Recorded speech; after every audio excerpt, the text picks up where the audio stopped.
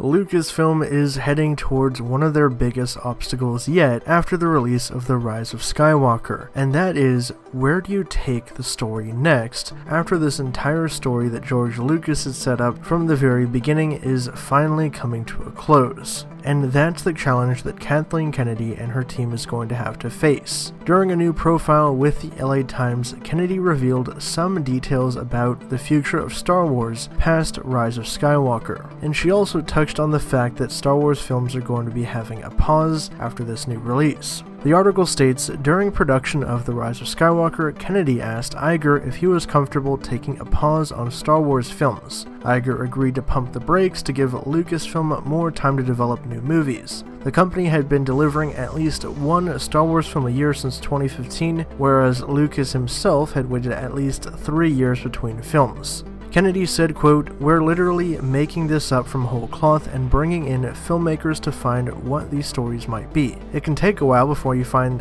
what direction you might want to go. We need the time to do that." Right now, the next Star Wars is slated to arrive in 2022, and basically that's everything that we know about it. We don't know who's going to direct it, we don't know what the project is or where it's going to be set, but we do know that behind the scenes at Lucasfilm, Marvel's president Kevin Feige has an idea for a Star Wars movie, but it's in very early stages. We also know that Rian Johnson, who directed The Last Jedi, is developing his own series of films, which are also in the early stages. Kennedy revealed that she has plans to make key decisions about the direction of the franchise in the coming weeks, but there are some things that she already knows. While this sequel trilogy is coming to a close, Lucasfilm won't be abandoning the characters created in the most recent trilogy, namely characters like Rey, Finn, Poe, Rose Tico, and maybe some others. Additionally, she said the plan is to move beyond trilogies, which can be restricting. Kennedy elaborated, saying, "I think it gives us more open-ended view of storytelling and doesn't lock us into this 3-act structure. We're not going to have some finite number and fit it into a box. We're really going to let the story dictate that."